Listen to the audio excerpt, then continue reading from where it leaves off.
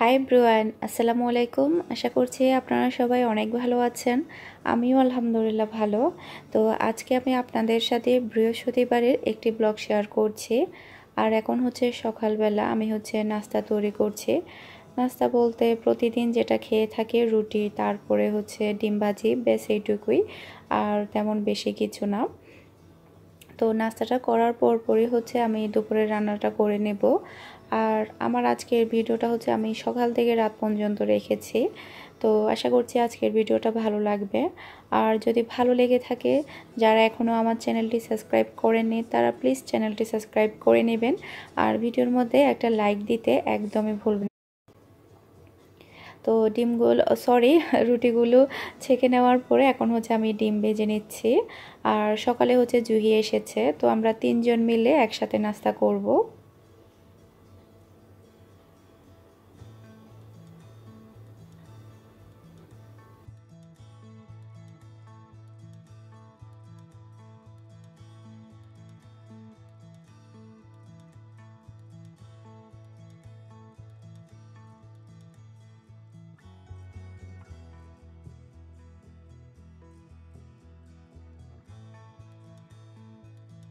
নাস্তাটা করার পরই আমি রান্নাঘরে চলে আসলাম। আমি মাছ ভিজিয়েছিলাম, তো এগুলো প্রায় ভিজে গিয়েছে।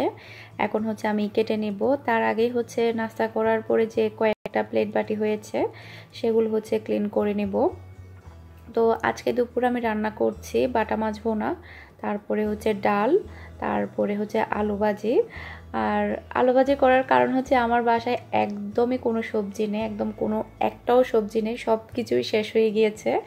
তো আমি আবার কোনো ভাজি কিংবা সবজি কোনো একটা কিছু না হলে কিন্তু তেমন একটা ভাত খেতে পারি না, শুধু মাছ মাংস দিয়ে।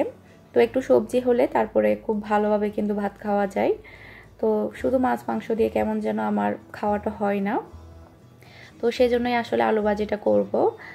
আর সবজি দোকান থেকে সবজি আনাই নেই, কারণ কালকে যেহেতু শুক্রবার আমরা হয়তো বা মার্কেটে যেতে পারি। আর যেহেতু কোরবানি ঈদ আসছে, ঈদ উপলক্ষে কিন্তু টুকিটাকি কিছু কেনার আছে। তো কালকে যদি মার্কেটে না যাই তাহলে হয়তো বা আমরা সবজি দোকান থেকে সবজি আনাতে হবে। আর এখানে কিন্তু সবজি দোকানে অনেক ভালো ভালো কিন্তু সবজি পাওয়া যায়। তো আমি প্রথমে ডাল, তারপরে ভাত বসিয়ে দিব। তো ভাত আর ডাল হতে হতে আমি মাছগুলো কেটে নেব। তো মাছগুলো কাটতে কাটতে কিন্তু এগুলো হয়ে যাবে, এরপরে আমি মাছ বসিয়ে দিব। তো মাছ হতে হতে তারপরে আমি আলু ভাজিটা করে নেব। এভাবেই আসলে কাজগুলো করা হয়। আর আজকে একটু চেষ্টা করছি যাতে একটার আগে যাতে সব কিছু হয়ে যায়, তাড়াহুড়া করছি। কারণ জুহি আর মিহিকে কিন্তু গোসল করাতে হবে, এরপরে আমাকে গোসল করতে হবে, তারপরে নামাজ পড়তে হবে। তো সব মিলিয়ে আসলে দেরি হয়ে যায় সব কিছু ফিনিশ করতে করতে।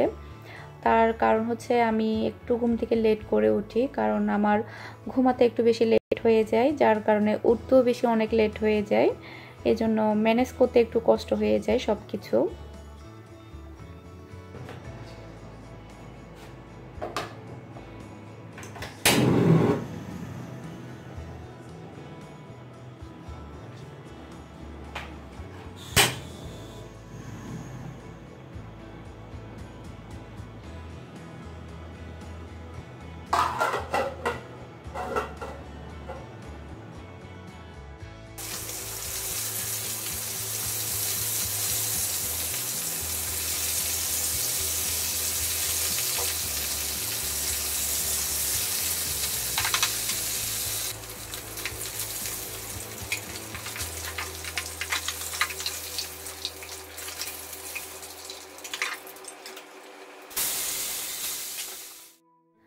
দুপুরে আমার রান্নাটা শেষ। এটা ডাল, তারপরে মাছ ভুনা টমেটো দিয়ে। আর আমি কোনো ঝোল রাখিনি, যেহেতু ডাল রান্না করেছি সেজন্য।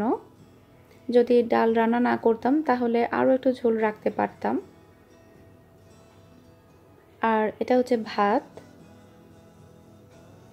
আর রান্নার পরই কিন্তু আমি চুলাটা ক্লিন করে নিয়েছি একদম। আর এটা আলু ভাজি। এই ছিল আমার আজকে দুপুরের খাবার মেনু বৃহস্পতিবারের, আলহামদুলিল্লাহ। আর এদিকে জুহি আর মিহিও কিন্তু গোসল করা ফিনিশ। ওরা দুইজন হচ্ছে এখন খেলছে। তো এখন হচ্ছে আমি গোসল করে নিব, তারপর নামাজ পড়ে ওদেরকে খাইয়ে দেব। প্রথমে হচ্ছে ওদেরকে বলেছিলাম ভাত খাবে কিনা, ওরা বলছে আমার সাথে একসাথে খাবে। আজকে হচ্ছে মিহির বাবা নেই, মিহির বাবা আসলে মানে দুপুরের দিকে অফিসেই থাকে, তো রাতে বাসায় খাই এই আর কি। তা আমরা তিনজন একসাথে ভাত খাবো।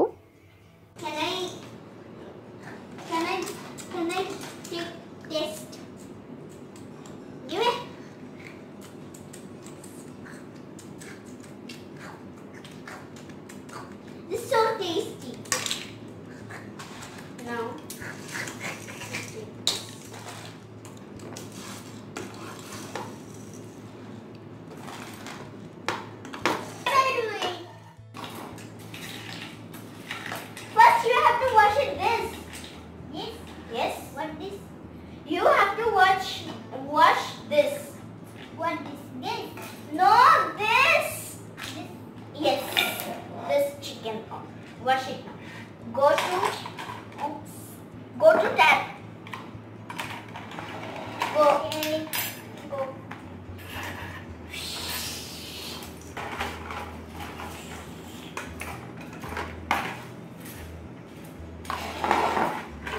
Yes, like this.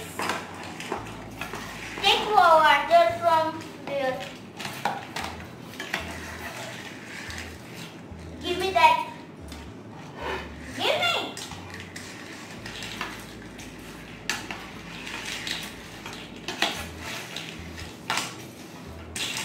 What you doing?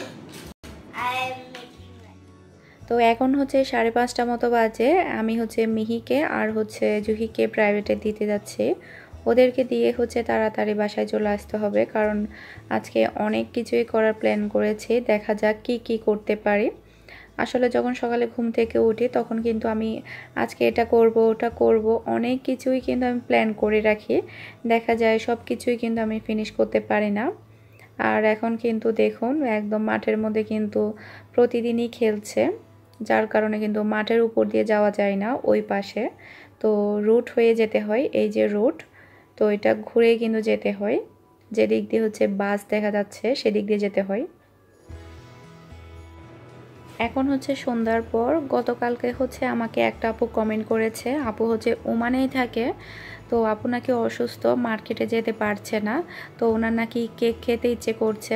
তো ওনার হাজব্যান্ডকে যখন বেকিং পাউডার কিংবা ভ্যানিলা এসেন্সের কথা বলে উনি নাকি চিনতে পারে না, যার কারণে আমাকে কোডটা দেখাতে বলেছে, উনি স্ক্রিনশট নিবে ওনার হাজব্যান্ডকে দিবে যাতে করে সহজে মার্কেট থেকে কিনে আনতে পারে।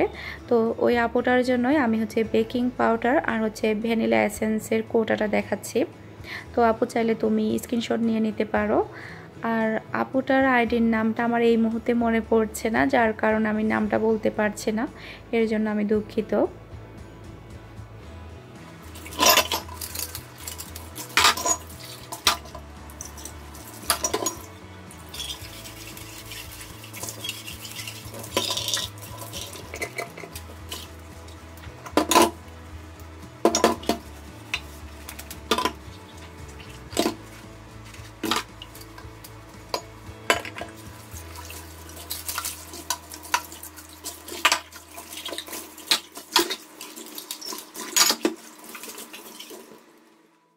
ঘরের সমস্ত যা যা কাজ ছিল সবগুলোই হচ্ছে সেরে নিয়েছি। তো এখন ভাবলাম ফ্রিজ দুটাই পরিষ্কার করে ফেলি, কারণ অনেক দিন ধরে কিন্তু ডিপ ফ্রিজটা পরিষ্কার করা হয় না। তো এখন হচ্ছে আমি দুইটা ফ্রিজই পরিষ্কার করব।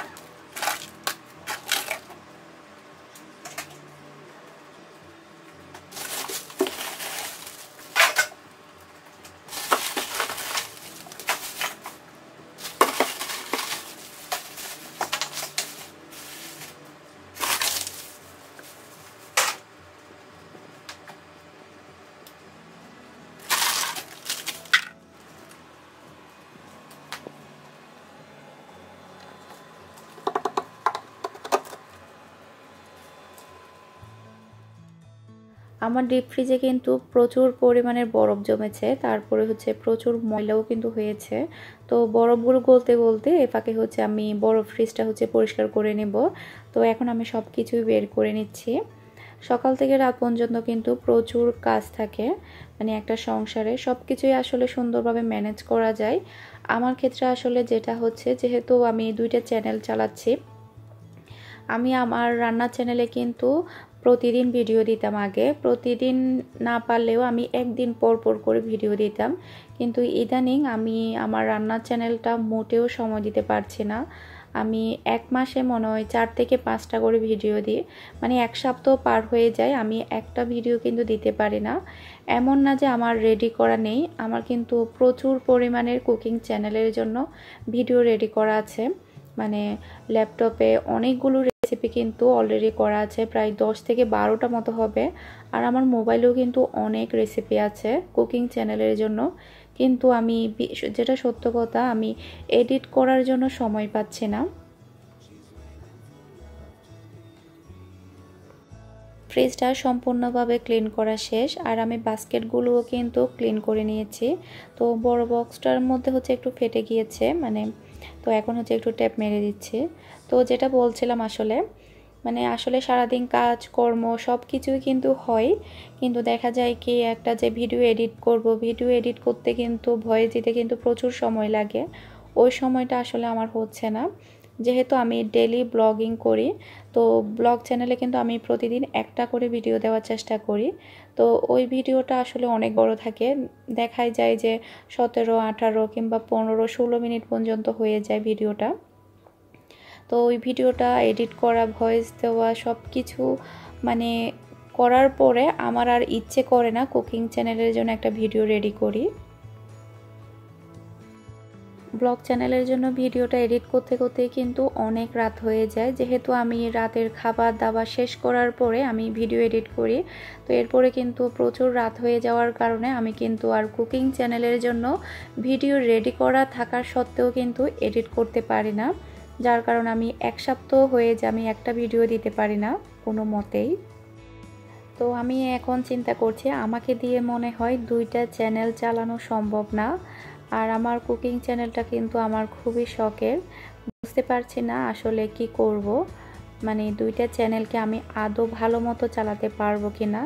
তো আমি মাঝে মধ্যে কন্টিনিউ ভিডিও দিই, আবার মাঝে মধ্যে কুকিং চ্যানেলে কন্টিনিউ ভিডিও দিই না, যার কারণে আমার কুকিং চ্যানেলটা কিন্তু ধীরে ধীরে পিছিয়ে যাচ্ছে, মানে কন্টিনিউ না হওয়ার কারণে, ঠিকমতো ভিডিও দিচ্ছি না বলে। আসলে প্রথমে মনে করতাম যে চ্যানেল চালানো খুবই ইজি, যখন আসলে চালাচ্ছি তখনই বুঝতে পারি কত ধানে কত চাল। একটা চ্যানেল চালানো, সেই চ্যানেলটাকে মাসের পর মাস, বছরের পর বছর এগিয়ে নিয়ে যাওয়া যে কতটা কষ্টের, সেটা একমাত্র আমরা যারা ইউটিউবে কাজ করি তারাই বলতে পারবো। এখন কিন্তু আমি হাড়ে হাড়ে টের পাচ্ছি যে চ্যানেল চালানো যে কতটা কষ্টের।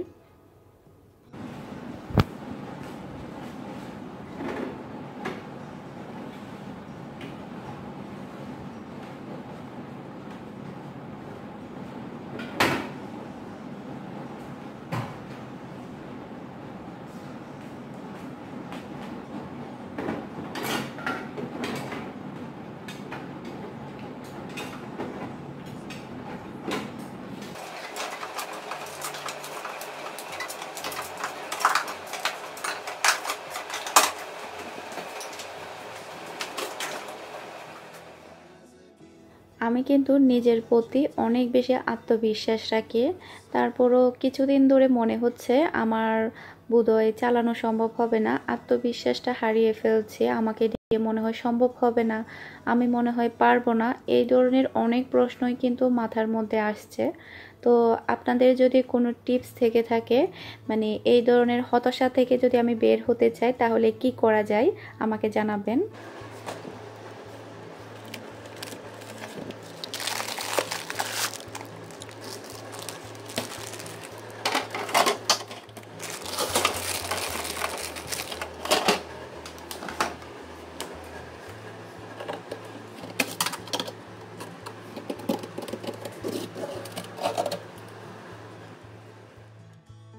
ডিপ ফ্রিজটা হচ্ছে আমি পরিষ্কার করে নিয়েছি, প্রচুর ময়লা হয়েছিল, একদম নতুনের মতো হয়ে গিয়েছে পরিষ্কার করার পরে।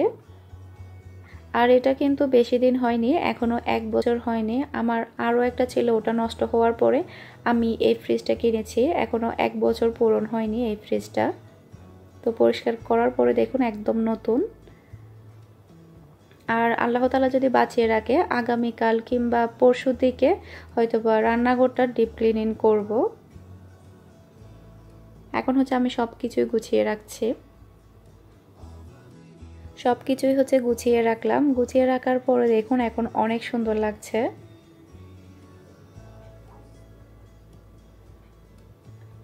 তো এখন হচ্ছে আমি উপরের দিকেও একটু মুছে দিব।